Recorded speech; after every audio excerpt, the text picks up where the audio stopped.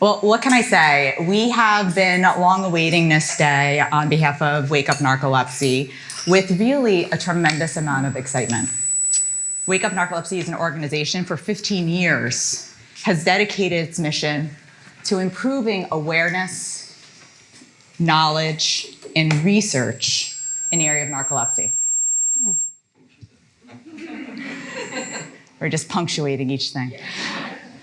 The reality is that this is so aligned with what they have done over the course of 15 years, which is to raise money to advance the mission of being able to better understand the condition of narcolepsy, and with the hopes of one day even establishing a cure. When you look at this executive forum today, this is a very, very unique educational experience. I challenge you to find any other organization within this space, and maybe even beyond this space, who's bringing together people living with the condition, thought leaders who have dedicated their careers to researching it, understanding it, advocating for people living with it, but then also demanding that we're including the other key players in the journey with narcolepsy. The payers, the pharmacy benefits managers, and even the specialty pharmacies. This is a condition that you're going to hear about today that is plagued by more than excessive daytime sleepiness and cataplexy. That is something that needs to be punctuated because of the fact that when we look at the landscape of where we are acknowledging people living, it generally is limited by that. So I'm hoping today that what we'll walk away with is not only some new knowledge and level setting, but new research opportunities that are going to lead to further discovery on how to be able to more optimally live with this condition. So with that, I'm really excited to kick today off with a person living with narcolepsy. Katie, would you like to introduce yourself? Absolutely. Hi, my name is Katy Scruton. I'm 39 years old and I have narcolepsy type 1. And although that I have a chronic neurological condition, I don't let that define me. I'm actually the proud mother of a 3-year-old daughter, the little fiery redhead. She keeps me on my toes. And I'm also a real estate broker and the owner and CEO of my own real estate and property management brokerage, where I manage 215 residential homes on my own. I'm the only employee, so it's a lot to navigate with narcolepsy. But I'm just really thankful for Wake Up Narcolepsy for having me here, for Dr. Morse, and for everyone in this room. So thank you. Wonderful. So I don't know a better way of being able to provide education than storytelling. Having a person living with narcolepsy be able to help us better understand what this journey looks like is really important. I could sit up here and I can spit out a ton of statistics that you'll walk away and go, that was very interesting, but you won't recall because it comes without impact. So Katie, tell me a little bit. You just said, I have narcolepsy type 1. Most times when we're talking about narcolepsy type 1, we're talking about that classic pentad of symptoms. Excessive daytime sleepiness, most sensitive symptom. 100% of people with narcolepsy have excessive daytime sleepiness. You'll see sleep paralysis, sleep-related hallucinations, disturbed nocturnal sleep, and cataplexy. And cataplexy is the defining feature for narcolepsy type 1. Individuals with narcolepsy type 2 do not have cataplexy.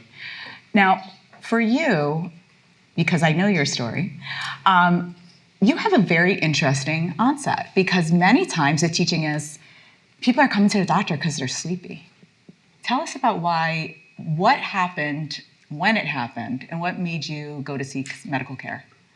Yeah, so it was my freshman year in college. I had just moved away from my family to go to Texas State University for my first year, and for me, it was a sleep paralysis that really hit. I started at nighttime. I was just having these terrifying hallucinations come into my sleep, and it got to a point where they were actually sexually assaulting me. And so I started videoing myself to prove that that wasn't happening. And so for me, it was the sleep paralysis at first. So it's interesting that you were experiencing these very, very profound periods of sleep paralysis, meaning that as I'm falling asleep or waking up, I can't move, I'm frozen, stuck. So that by itself is horrifying. But then in addition to that, you're having these intense visions. But were they just visions or were they also tactile, auditory, So you could hear, you can see, you can feel as though someone is actually in the room, as though Correct. someone is climbing on top of you. Yeah, all 5 senses intact. I mean, feel the hands on me, choking me. For me, the tactile hallucinations are really crazy because I can actually hear people talking to me, and it often sounds like somebody I love, or lots of different like radio stations. Just Yeah. When we're talking about people with narcolepsy, I have just said this depends on symptoms, and the most sensitive is excessive daytime sleepiness. Everyone has sleepiness. Tell me about that. Did you have any symptoms of sleepiness at that time? oh yeah, oh yes. I lived with a roommate, and for me, it was very obvious when we started. We had the exact same schedule, and then we also had the same classes, and I just could not stay awake for the life of me in my classes. And not just in my classes, but if I would drive, I would start to get sleepy and doze off, and it honestly felt like I hadn't slept for days, when in reality I was getting good sleep. So many times when we're talking about the onset of narcolepsy, we typically will say that this is most commonly a pediatric onset disease. And so you're a freshman in college, it puts you around 17, 18 years of age. But on retrospect, would you say that that is when you first developed symptoms? It clearly was the time that was most disruptive to you. Right. But when do you think you actually started symptoms? So I found a journal entry years later from when I was 12, right after having the chicken pox. And I wrote about I felt like a really bad kid because I fell asleep in class. And then it wasn't until after diagnosis when I looked back that, I mean, in high school, I was really, really struggling. Sure.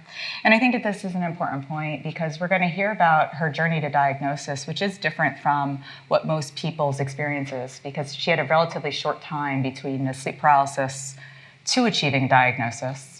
When you look at published literature, we typically are quoting 8 to 10 years between symptom onset and diagnosis, which now hearing that, you probably will see that that's more accurate. However, the most recent literature also is demonstrating that it's probably much longer than that. Up to a third of people, it may be greater than 10 years, sometimes more closer to 20. And we also are seeing this dynamic where women are having a longer duration to diagnosis compared to men.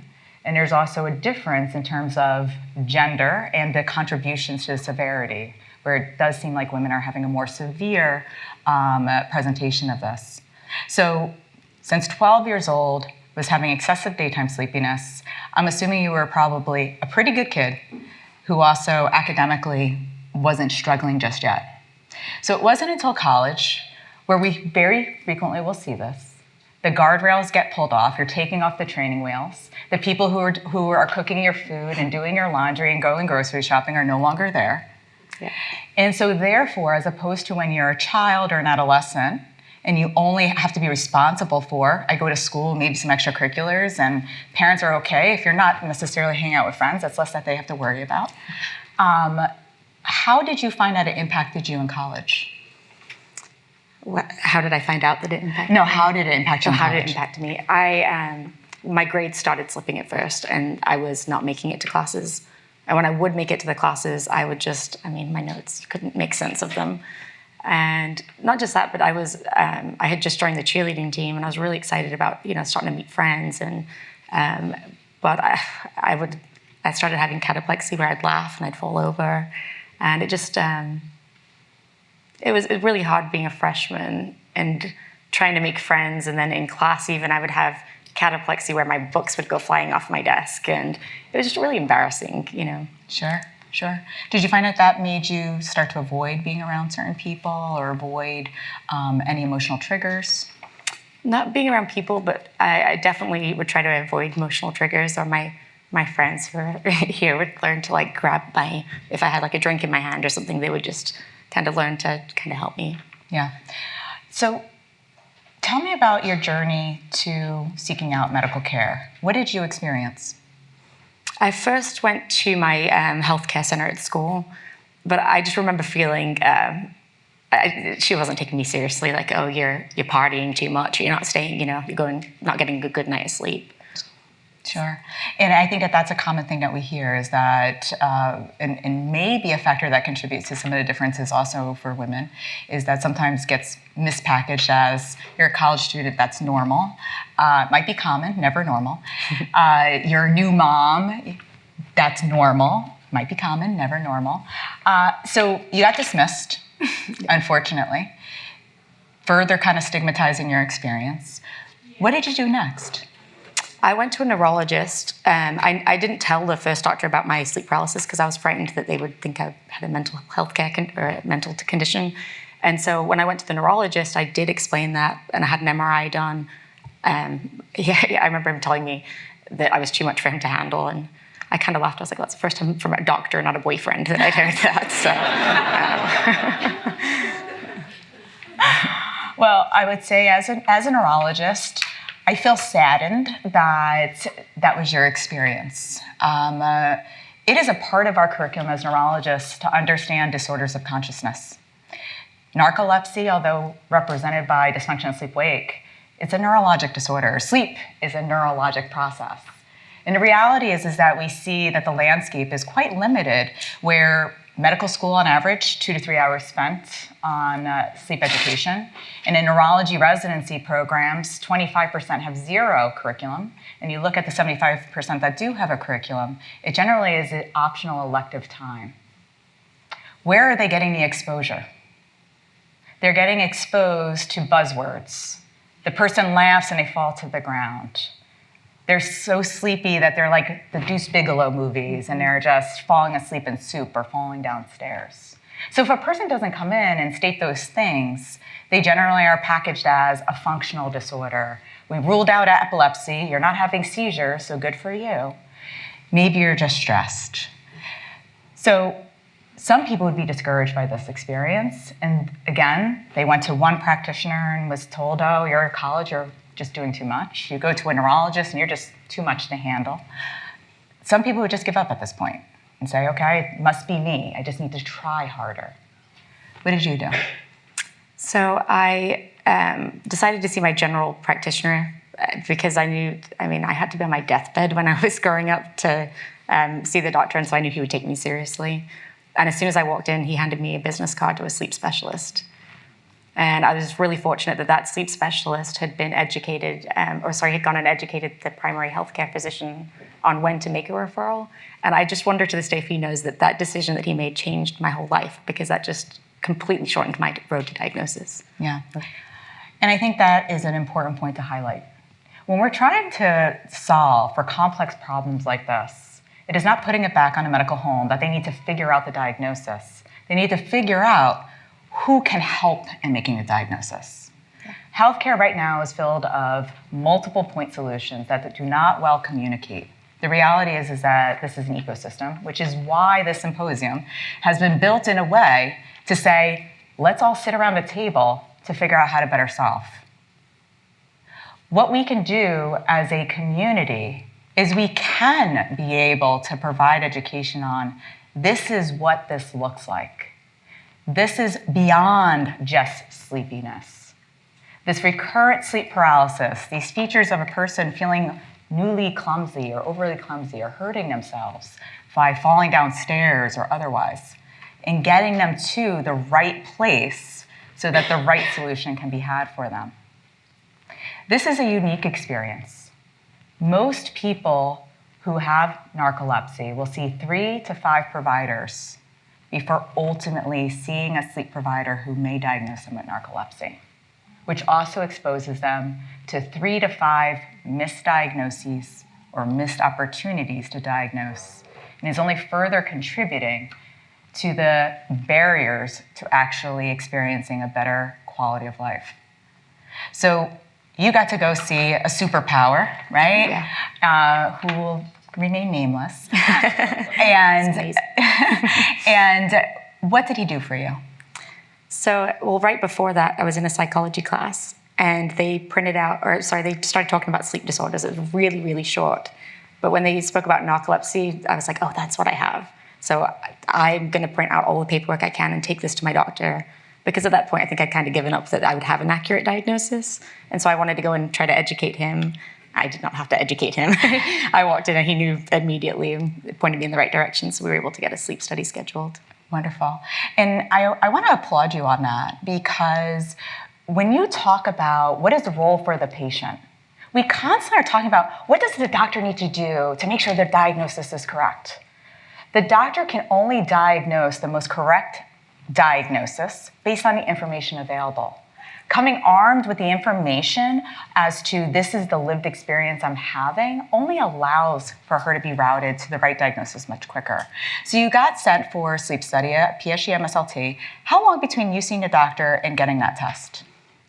Initially seeing the doctor, the sleep specialist. The sleep specialist, I It was apologize. 2 months. 2 months. 2 months. So 2 months is actually a relatively short period. I would say that many centers, it's 3 to 6 months before you're able to get a nighttime test with a following day test. And so we would say, wow, this is so great, 2 months.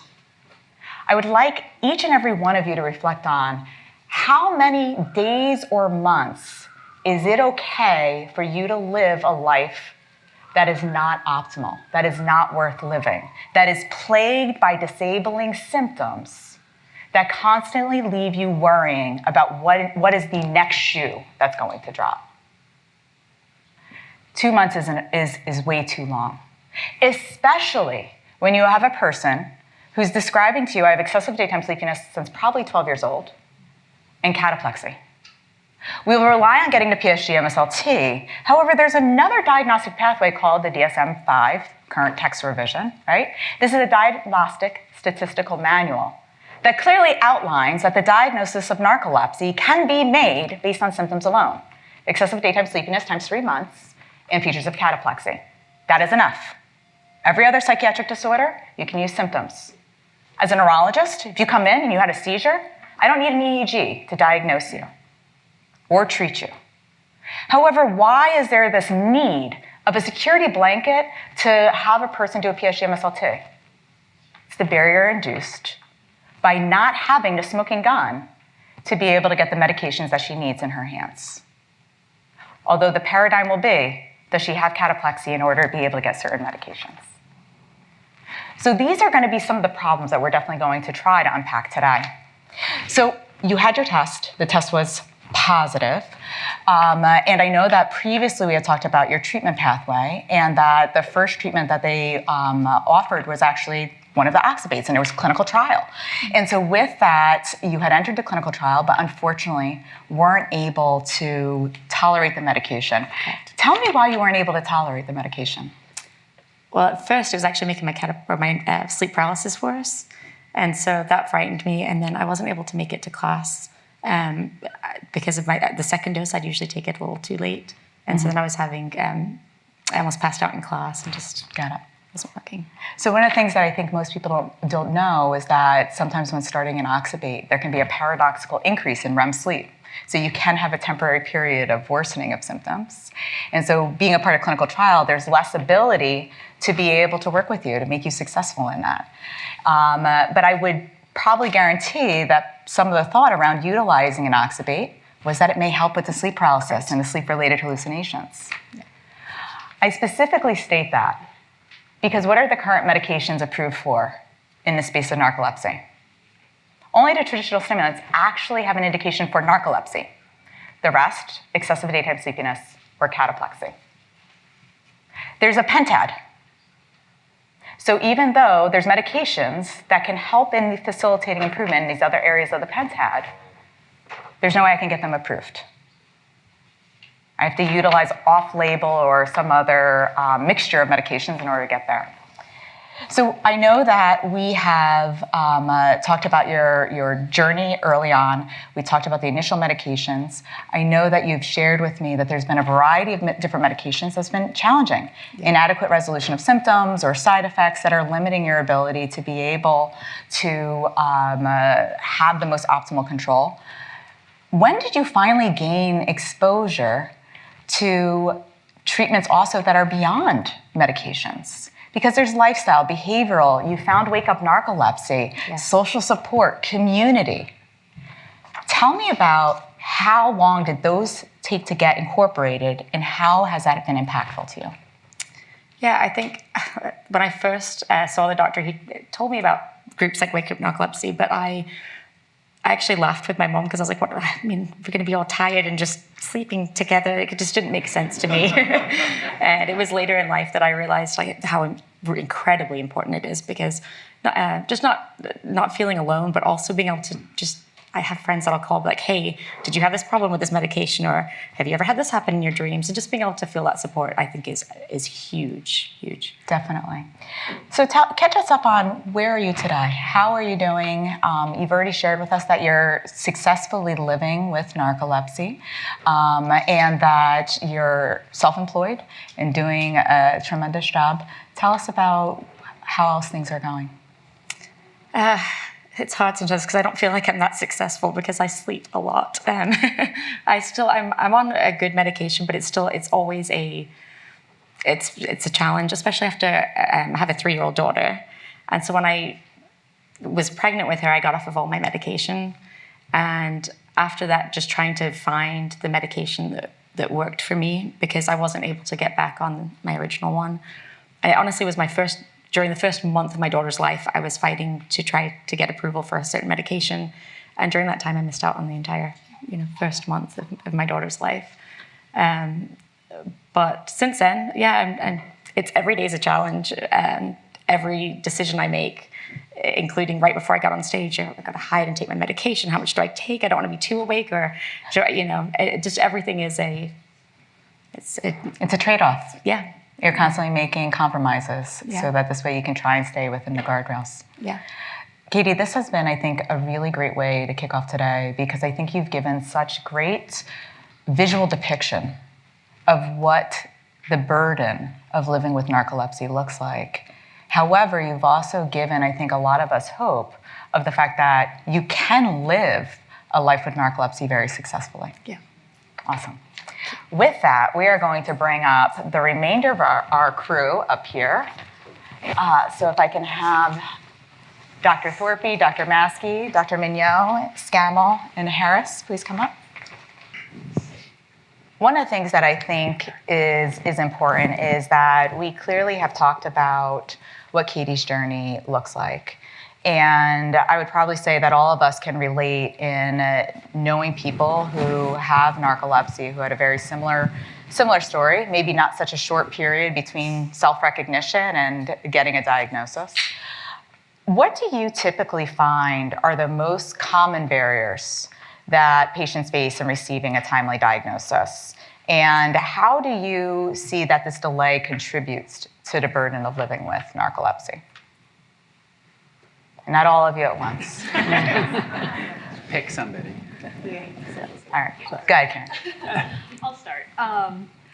For me, I think one of the hardest things is that it's very difficult to pull out the person who has narcolepsy from a background problem of excessive daytime sleepiness in society. It's really insufficient sleep's endemic. And so, we have problems I'm in pediatrics, so a lot of children are falling asleep in their classes, and a lot of kids are going to their nurses' stations to take naps and things like that. So it is very difficult to say what's normal and what's abnormal.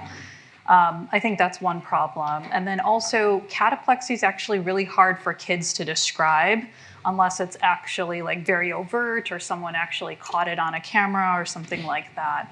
I mean, you can imagine, I hear my fellows talking about this all the time. They'll say things like, "When you laugh, does your head drop?" And they're like, yeah, it does. And I always tell the fellows, you could get cataplexy from a rock, if you ask it that way. And so being able to develop at least the language and how they experience cataplexy, I think is really helpful. And to that end, when we created a survey, a screening tool, actually with the help of Wake Up Narcolepsy, it was so informative to get insight from focus groups with children, their parents, but also their teachers, to see what does narcolepsy actually look like to other people that should be recognizing some signs. And it was really interesting that of all those people, the most informative information we got was actually from the kids' friends, which I never really thought about, but they're the ones that are making the kids laugh. They're the ones that see them trying to struggle to stay awake during times they want to be. Mm-hmm. And so if if their friends pointed out that there was a problem, that's the first time they recognized this is not normal. Yeah, and I think that's similar to what Katy experienced, of that she had her roommate where they're trying to live the same life and she's struggling so much. And so until there's that mirror to say this is abnormal, Right. you may not identify it.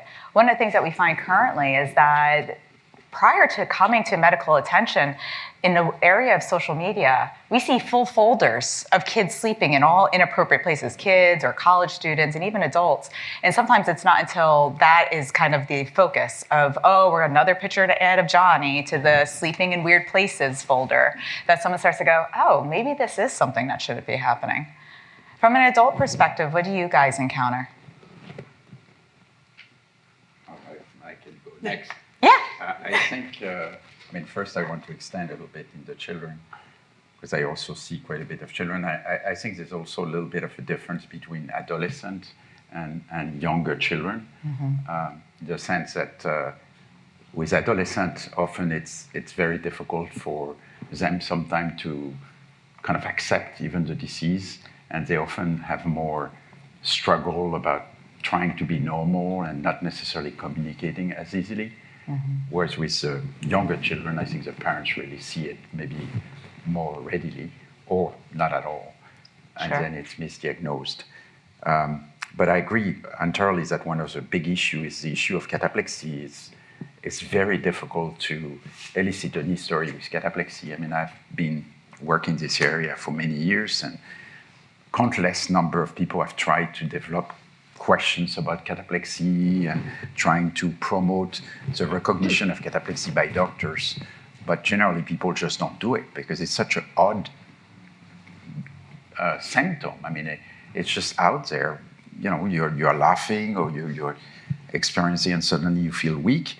So it can also be more complicated in children. So doctors just don't ask, period. And sometimes patients don't necessarily tell because they don't really perceive it as something kind of, it's so odd that I just don't think they volunteer the information. I have to say that one of the most satisfying things that I've done in my life is when you diagnose a patient and you ask that question about cataplexy, and the patient look at your eyes and realize for the first time that you know what he has or she has. It's just, my God, this guy really knows what I have. It's like amazing. And cataplexy is really like this, but it's very difficult to ask because it's just a symptom that's totally different from any symptom. Imagine going to a party and asking, do you have anything that happened when you are kind of happy? Or, I mean, people will look at you like you are an alien, you know? So even in the doctors, it's not something very easy to ask. So it has to be brought slowly, and people don't have time. I think that I agree with you both. I mean, we have to realize that the median age of onset of narcolepsy is 16 years. That means that 50% of people are developing the onset of narcolepsy before the age of 16. So if we're really going to make a big difference, I think, in terms of earlier diagnosis, we really have to recognize it in the pediatric age group.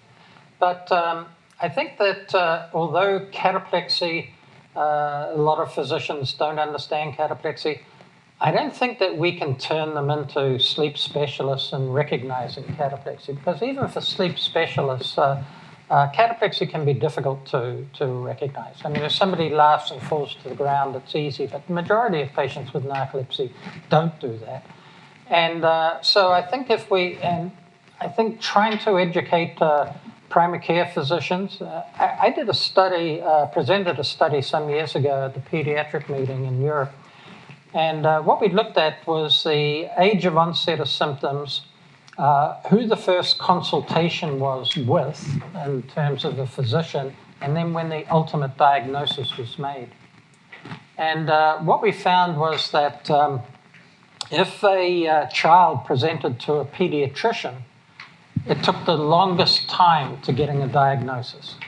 If they saw a sleep specialist at that first consultation or a neurologist, the time to diagnosis was much shorter.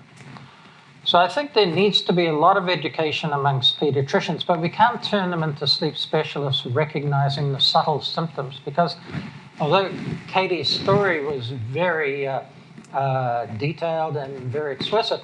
For most patients with narcolepsy, it can be extremely subtle and very hard to recognize sleep paralysis, sleep-related hallucinations, cataplexy, and all they have is sleepiness. And so I think that what we need to do is to sort of focus on sleepiness. We need to have pediatricians and primary care physicians take sleepiness more seriously. Not try to make them diagnose narcolepsy, but recognize that sleepiness is a major problem, and when it occurs in childhood, that it should be pursued, and they should refer to the appropriate person and refer to a sleep specialist so the person can get an earlier diagnosis. But I don't think we're going to make pediatricians sleep specialists. It's just not going to happen. To that point, right, I think I'm a psychologist by training.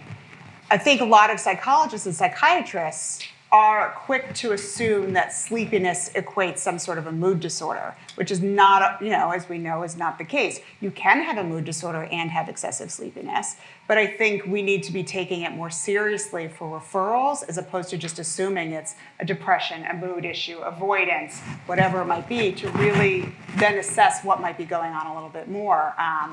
As you said, the DSM, right? It has narcolepsy in it. It's hard to find clinicians who know those criteria off the bat. So, and I think some of the things that we've just discussed, especially around cataplexy, I think do contribute to delays, contribute to the burden. I think some of the things that have not been explicitly stated also contribute to the person saying, this is just a me characterization. Yeah. This is just who I am. I'm built different. Now, I think one of the other pieces that we haven't acknowledged is that it is not common for a person who has narcolepsy to have narcolepsy alone. Pediatric onset very typically is going to have a significant weight gain associated with it. In fact, a rapid weight gain phenotype is associated with being a more severe phenotype of narcolepsy. They may also have precocious puberty or other kind of hormonal differences. Then there may be, if they're school age, sleepiness doesn't look the same, right? So they might get diagnosed with ADHD, given a stimulant. They get diagnosed with depression, given an antidepressant. These are all modifiers as well as additional burdens that the person is experiencing.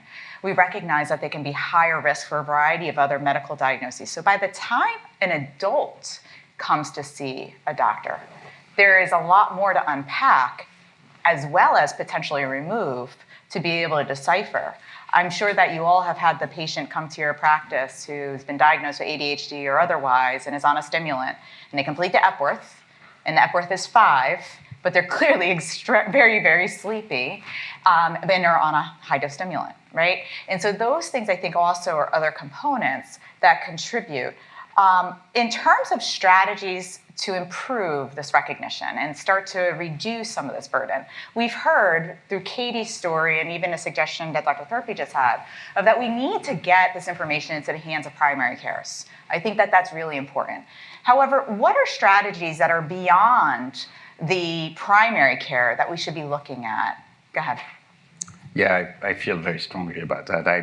I personally believe that the world has changed quite a bit, and that the physician is not only the only solution, if not actually the main solution, as a first step. I mean, I see more and more patients who diagnose themselves on the internet, and it's clear that there are ways to reaching the population directly now. Yes. Much more effectively. Everyone is connected, and I think, personally, I think the effort can be done now towards educating the population directly and finding patients who have symptoms directly in the population. Sure.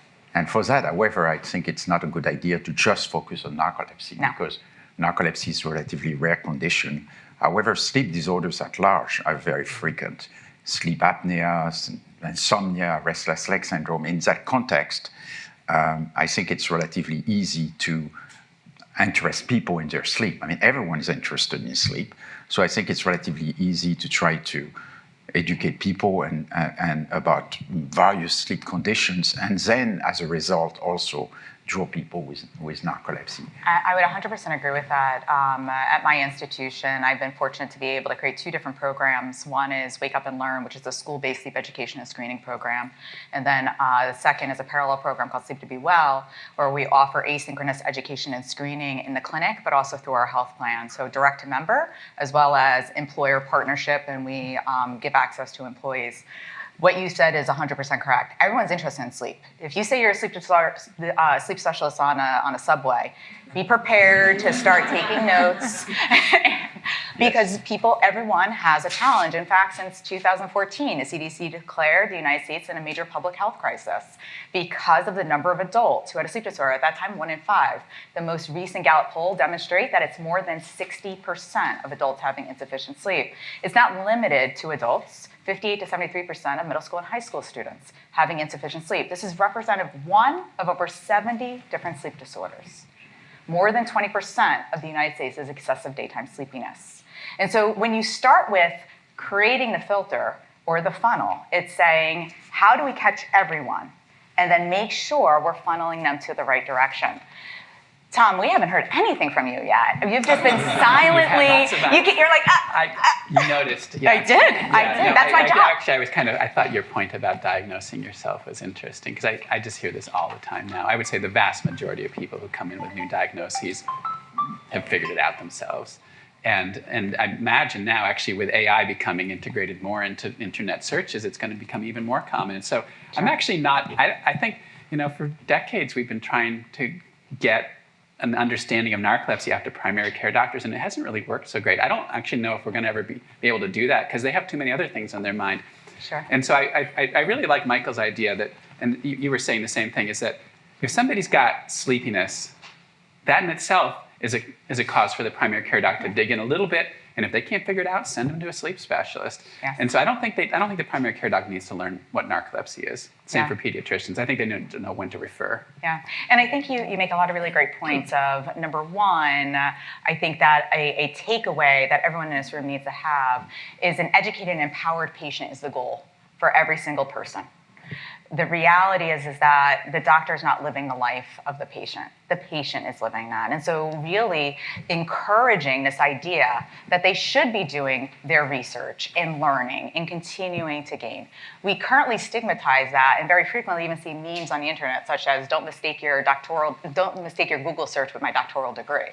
The reality is that if my patients are limiting what they know about the disorder that they're living with, just based purely on the information that I'm giving them, they are sorely at a loss.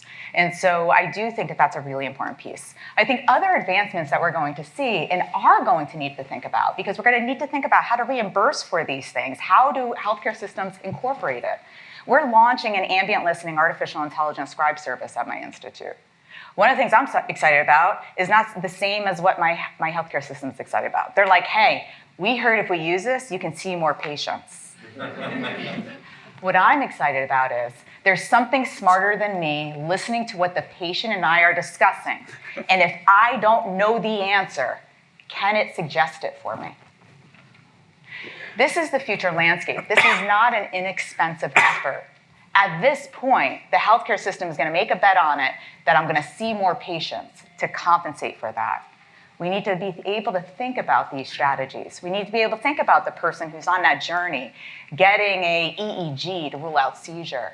And is there an artificial intelligence machine learning model that can look at the signature? Emmanuel, you've done this with polysomnography. You applied machine learning models to a polysomnography and said, this is a signature of NT1 of disturbed nocturnal sleep. Yeah, and of course now it's very exciting because there's chatbots, of course, that are being developed where you can actually feed textbooks even, and that can be very specialized. So you could very well imagine a chatbot that would ask relatively precise questions about cataplexy. Exactly. Once you feed a lot of stories, you'll be surprised what it can do now.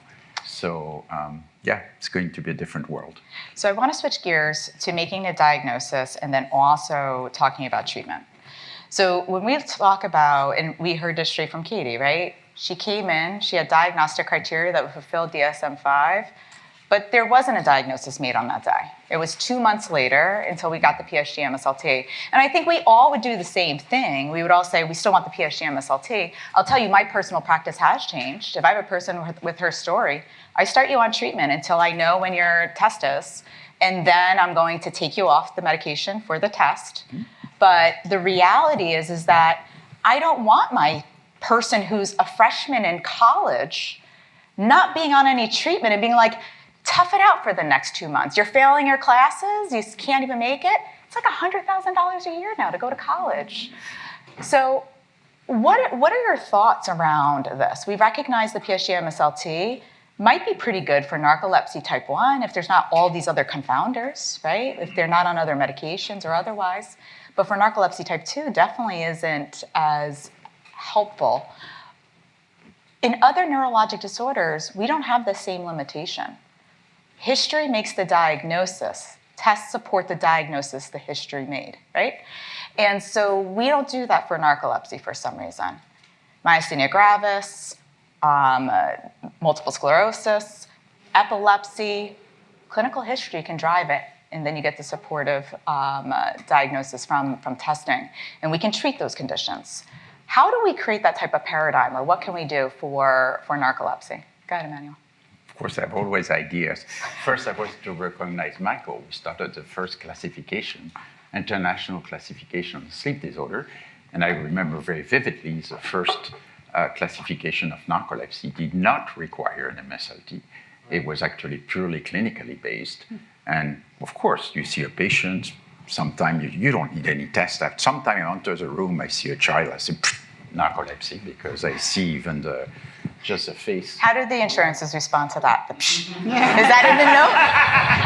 You're going to have to be careful with the ambient listening.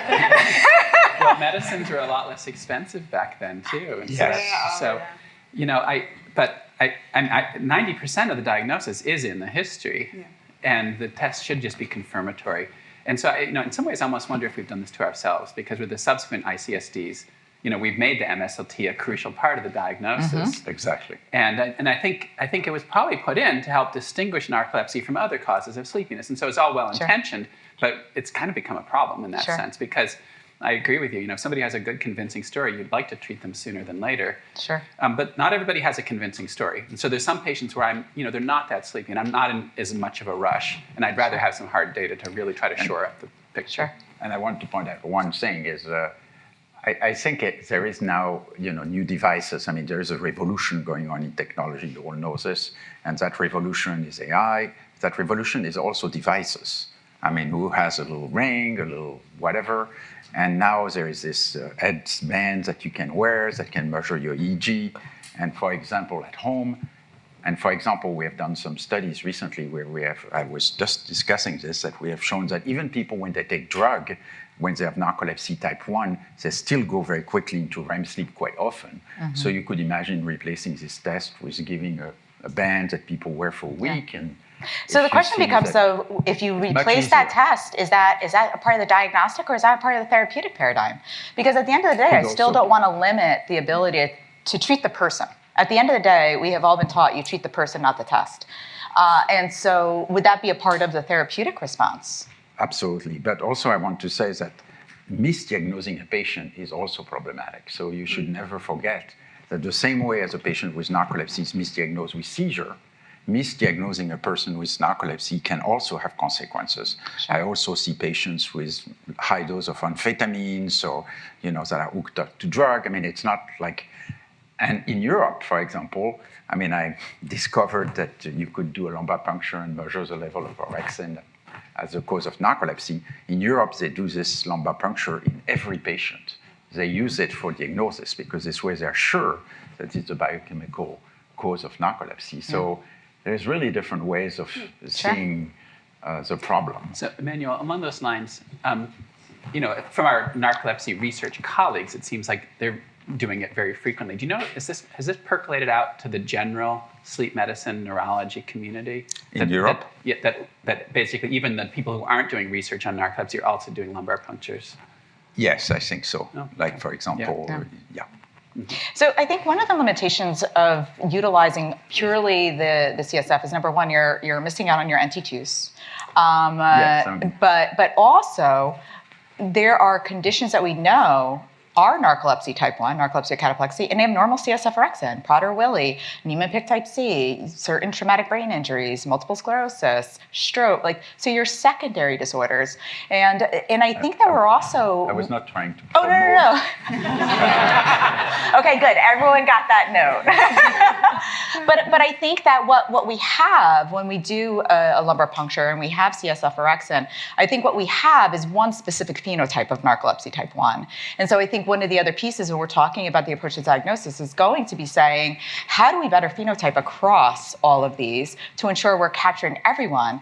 Because I do think your point of the misdiagnosis is a concern, but again, not being able to move forward is a bigger concern. I think in medicine, we perpetuate this idea that you have to get the right diagnosis the first time, every time. But a part of the best diagnostic tool is time. And being exposed to different medications or journaling or symptom diaries, et cetera, are going to help us rein that in some. Now, in regards to the therapeutic paradigm, how do you approach first the discussion about treatment options, and then two, the selection of what treatment option would be best? Tom, why don't you start off? Well, I mean, it's really driven by the patient's symptoms, right? I mean, so just in the case of sleepiness, if somebody's got mild sleepiness, I'm going to pick different medicines than if they have really severe, debilitating sleepiness. And so, we can quantify that to some degree with the Epworth, but I think it's also really important to talk about just the day-to-day impact. The Epworth is just sort of numbers in weird situations. But when somebody says, I'm really failing my classes or I can't drive more than 20 minutes anymore, those sort of concrete real-life examples I think are super helpful. And so are you looking for specifically what do I do for meds? Yeah, no, I mean, if somebody's got mild sleepiness, I think modafinil is armodafinil is a great place to start. If they've got severe sleepiness, then I'm going to tilt towards things that generally the clinical trials have shown have higher efficacy. Personally, I think of the currently available meds, oxybates are probably the most potent of all. And yet they come with a bunch of issues, right? Expensive, high prevalence of side effects, hard to get. Oftentimes the insurance says you got to fail a couple drugs before you go on one of those. And so you can't just jump to those. And so, I think the usual trajectory is to kind of go from, lower potency meds to higher potency as the symptoms demand. Cataplexy is actually way easier. Usually just a low dose of an antidepressant does a pretty good job on the cataplexy. Anyone else have different thoughts? I agree with you regarding the oxybates. I sort of look at narcolepsy a little bit differently than probably most people in that I think of it as being a disorder that has really three main symptoms. I'm not a fan, as some of you already know, I'm not a fan of the pentad of narcolepsy, but narcolepsy has excessive daytime sleepiness. It has abnormal REM sleep phenomena.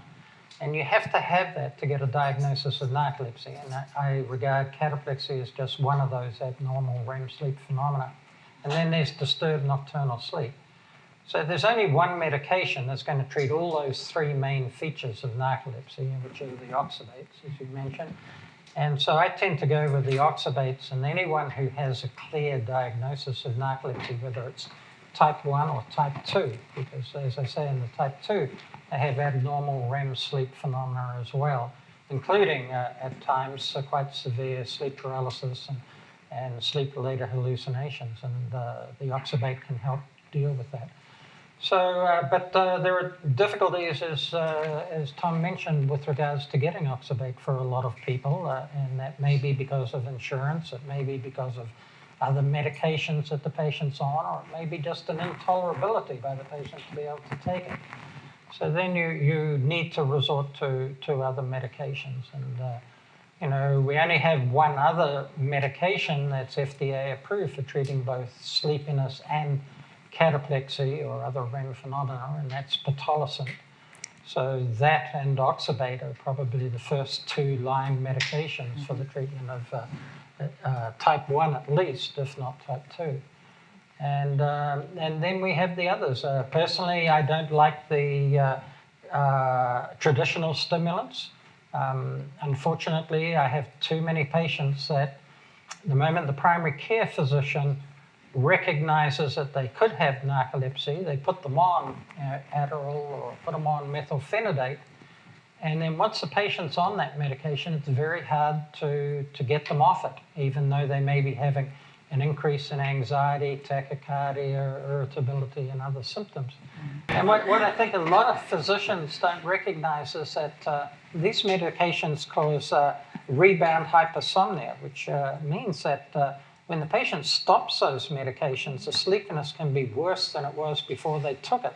And so this reinforces their need to keep taking it. And so you enter into this big spiral. So I think for one thing, we should stop primary care physicians from handing out methylphenidate and amphetamines easily to anyone who's sleepy.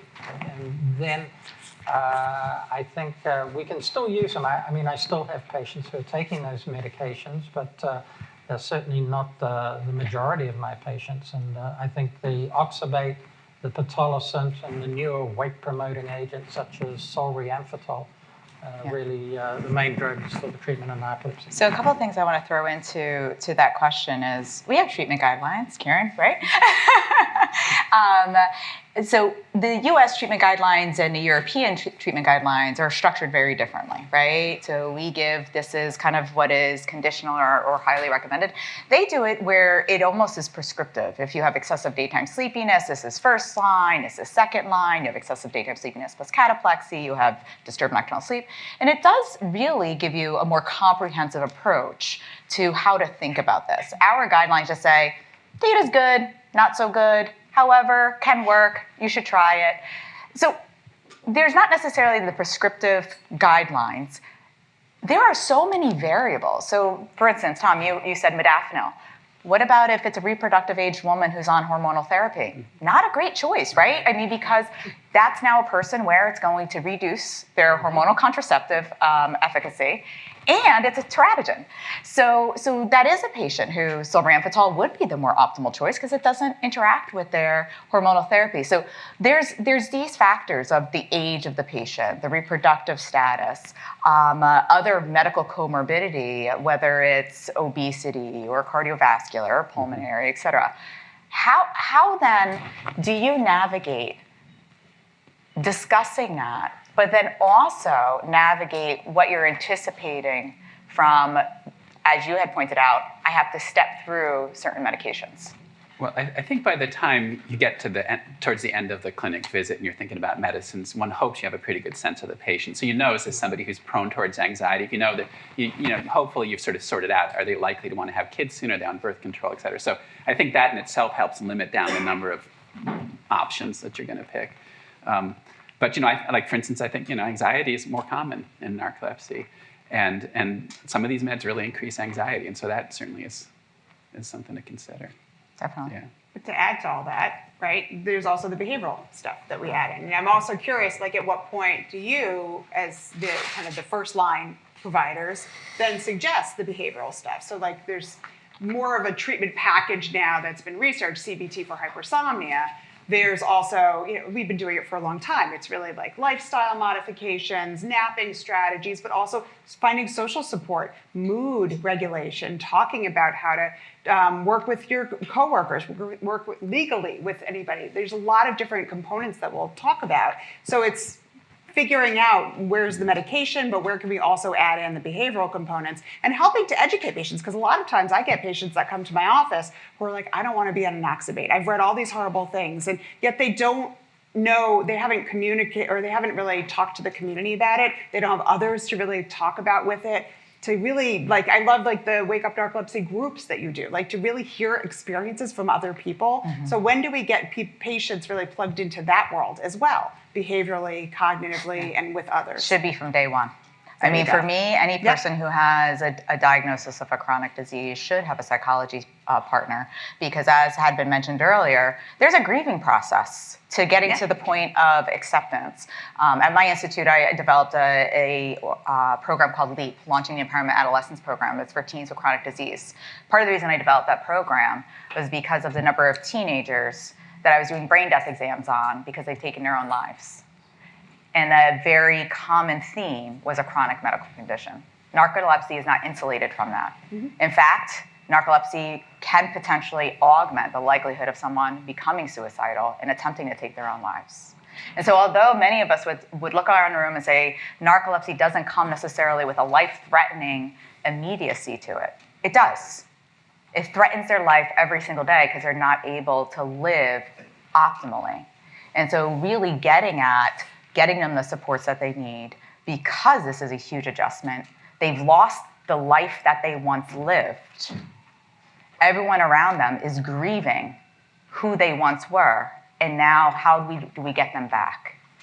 So with these treatments, we've kind of talked about, I give you your first treatment. I would like to ask you guys, how common is it that people are on monotherapy versus polypharmacy? So I think there's one thing, however, I think is very important. When I treat patients, what I see usually is what's happening during their day and their life, because we have symptomatic treatment, really. That's what we have. We have treatment that helps their sleep at night, that's a cataplexy. So what I found the most helpful is to understand exactly what the life of the patient is and to try to elevate it to where they want to have it. And that might include some behavioral modification, some napping, even like the timing of the drug, et cetera. It has to be really integrated within the life of the patient or the child. I think that's extremely important. And in terms of polypharmacy, since you were asking, I think unfortunately most people end up with polypharmacy because we are treating symptoms, and usually one drug. And it's a 24-hour disorder. Exactly. So usually that's just not completely enough to have one drug. Sometime in children, we manage with Xyrem only, sodium oxybate only, plus napping and behavioral modifications. But I would say that as people become adult and then junior high, that's even if you're completely normal, it's a difficult year. So, there is a number of things. If I have a narcolepsy type 1 patient and they're on one drug, when they come in to visit, I'm like, are you sure you're doing okay? I feel like, am I under-treating this? Sure. And some of them are fine. Some of them are fine. Some of them are fine. I just looked at some data from a survey of patients and their medications, and that showed 60% were on more than one medication. But those were patients across the board. They weren't patients just seen by sleep specialists. I agree with Emmanuel. I think the majority of, and Tom was alluding to the same thing, the majority of our patients do receive more than one medication. But and we feel what do you think more than one. What do you think your percentage is? I'm just curious. For me, I think it must be at like 80%. I was going to say 80 to 90, yeah. About 80. So I think that physicians out there that may only have a few patients with narcolepsy probably think one drug is all the patient needs, and those patients are probably still have some residual symptoms that are not being treated. Whereas those of us who see a lot of narcolepsy tend to use polypharmacy a lot. What metrics should we be using to say that someone is treated successfully, right? Because I also, if I'm on the insurance side, I'm going to also be saying, if I'm treating your blood pressure, I know what a good blood pressure is, right? If I'm treating your MS, I know that you're having flares or you're not having flares. My approach to treatment is generally saying, I want to have a medication regimen that fits your life, not a life that fits a medication regimen. What metrics should we be using to say that someone has been successful or that it is helping, but we still have more to go? Because that's generally when I'm adding something else in. What are your thoughts? I look at quality of life, right? How much of their symptoms that they're having impacting their ability to live their life in the way that they want to live it. So that's my number one thing with anything that I'm treating. And I think one of the challenges is that I think when you're dealing with something like chronic sleepiness, your expectations can kind of change, right? You sort of set the bar lower, and you just it's like, I just don't do things at night anymore. And it's like, really? It's like, and they just sort of, that becomes the new normal, and it's really sad. I agree, and I also think we need technology. I mean, I really think we do. Not that much for narcolepsy with cataplexy, but maybe for all the hypersomnia. Sometimes it's very difficult, to get an idea of really what's happening. Some patients are good, what we call good historians. They really tell you what's happening, and it's very easy to understand. And from other people, and it's not their fault, that's the way we all are, you can just figure out what's going on. I'm sorry to say, but you ask questions, and it's terrible one day, it's not so it's great another day, and it's not like you shouldn't treat this patient. So I think an objective measure of how they are doing would be also useful. And now with new technology, including actigraphy, including measuring sleep, maybe during the day, I think there's a great opportunity to actually measuring exactly how patients are doing. And I think it complements, and it should not replace, the quality of life. Because again, I even have some patients that don't want to take medication, and that meditate, etc. Maybe it's because I'm in California, but anyway, I definitely have all kind of different patients, and that's fine. And some of them do quite well this way. So it's a lifestyle that they like to do. But I think having both an objective and a subjective would be really helpful. Yeah. I haven't heard anyone say the Epworth Sleepiness Scale. Well, I was just going to add to that. Yes, I believe. No, just kidding. I mean, I think part of research that we're doing together is to develop better outcome scales for children. And part of that is, recognizing that sleepiness is just one small dimension of the problem. It's a major problem for sure, and probably number one. But, cognitive issues and disrupted nighttime sleep and cataplexy, like all of these vary in the same patient who has absent CSF orexin, and it's amazing how much actually there's differences in this population.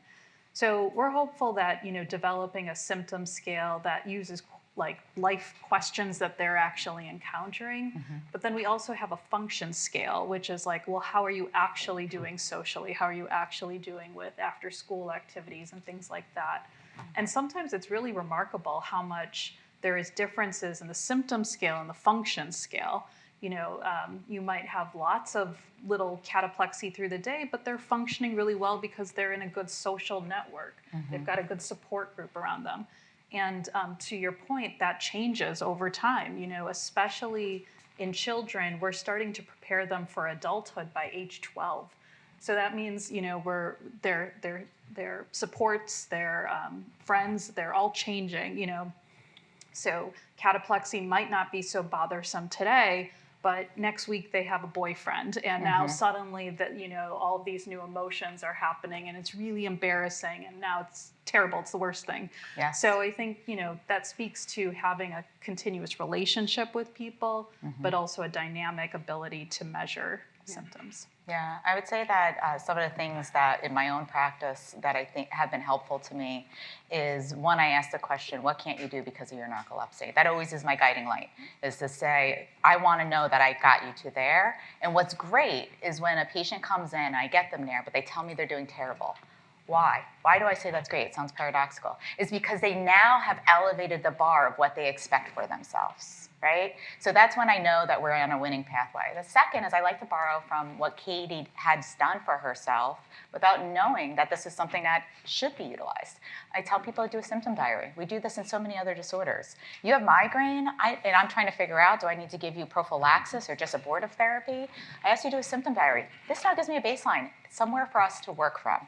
And it also gives great insights of things that you haven't recognized. We now see that cataplexy, a major trigger, is when they're fighting a sleep attack. So you can imagine that sometimes becomes difficult for them to be able to even endorse.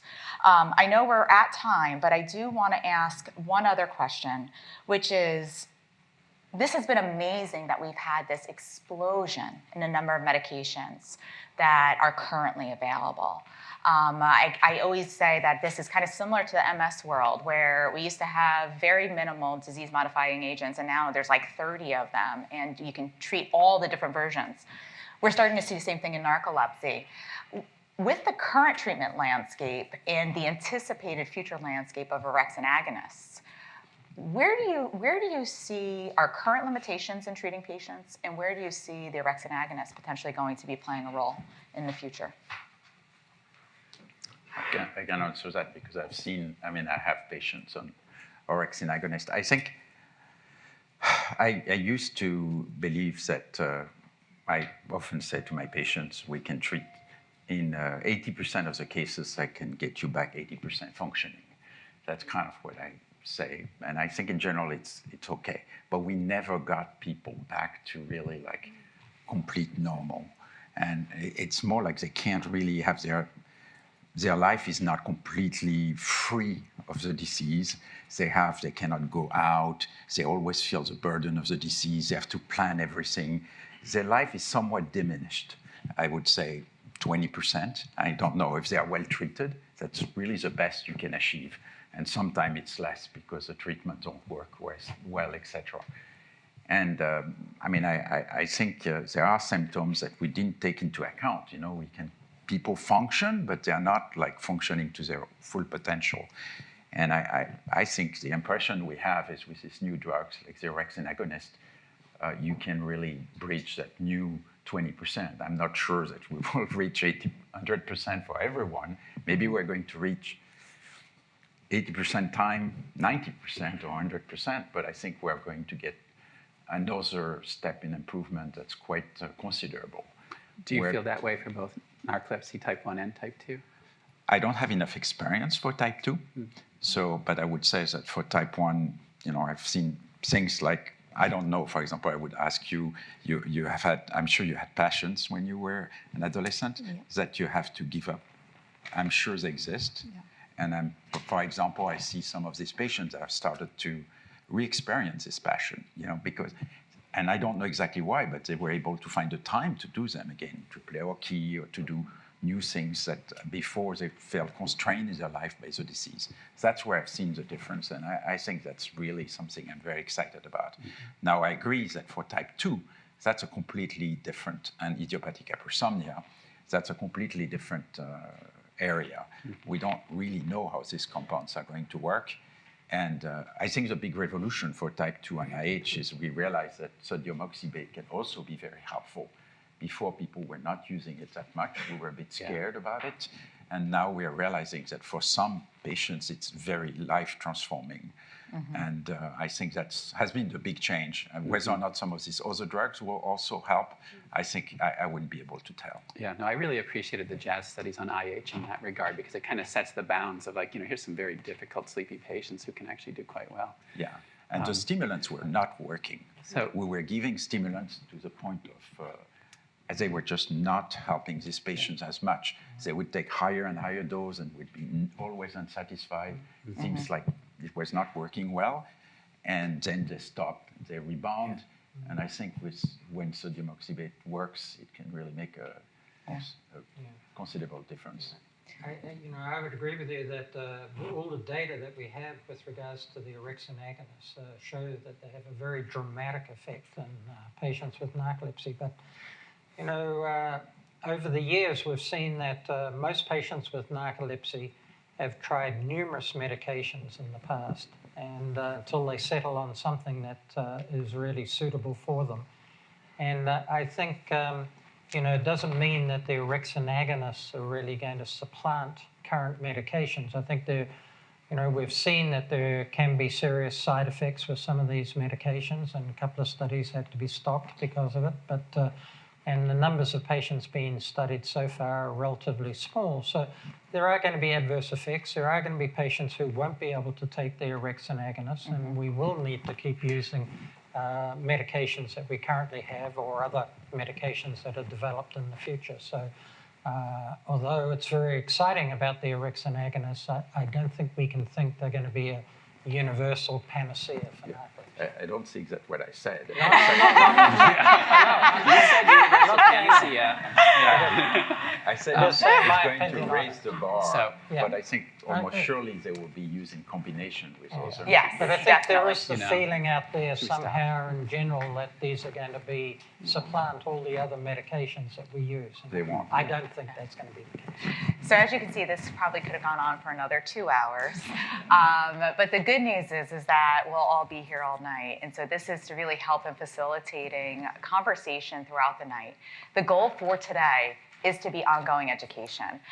So I want to thank all of you because this was a tremendous conversation, really very interesting, and I'm excited for us to lead into the second panel. So thank you guys.